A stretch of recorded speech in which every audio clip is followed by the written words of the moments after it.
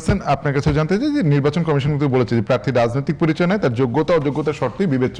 সেক্ষেত্রে আপনাদের এই চিঠি এফেক্টিভ হবে কিনা কি মনে করেন? 1 মিনিট একটু বলে শেষ করুন। আচ্ছা, একটু এখানে যোগ করি যে বিএনপি যে 31 দফা দিয়েছিল রাষ্ট্র সংস্কারের জন্য, এই 31 দফার মধ্যে 21 নাম্বার যে দফাটি ছিল সেখানে বিএনপি খুব স্পষ্ট করেই বলেছিল যে কোনো নির্বাচিত স্থানীয় সরকার পরিষদের মেয়াদ থাকা অবস্থায় প্রশাসক নিয়োগ করা হবে না এবং আদালতে দণ্ডিত না হওয়া পর্যন্ত নির্বাচিত প্রতিনিধিদের সাময়িক বরখাস্ত প্রতিষ্ঠিত করা হবে না বলে রূপরেখায় উল্লেখ করেছে।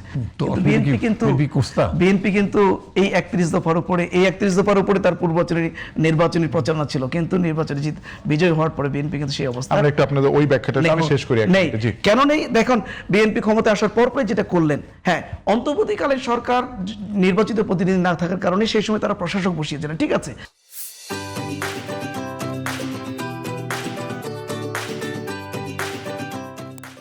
কিন্তু যখন সরকার চলে আসলো তখন এখানে অনির্বাচিত লোককে বহাল রাখবে না, তখন তো সরকার যদি ওই প্রশাসককে না রাখেন তাহলে আপনাকে দ্রুত সময়ে নির্বাচন দিতে হবে, কিন্তু নির্বাচন দেওয়ার আগ পর্যন্ত তো তাদেরকে অন্তর্বর্তীকালীন কেটে না করে আপনার দলীয় লোককে খাওয়ার জন্য আবার ওই জায়গাতে সিটি কর্পোরেশনের মেয়র মানে থাকা অবস্থায় তিনি আবার নির্বাচনের প্রচারণা চালাচ্ছেন না মেয়র, অবস্থাটা তাহলে মনে করেন যে ওনাদেরকে ওখানে বসাই দিছে যেন তার পথটাকে আরো মজবুত করতে।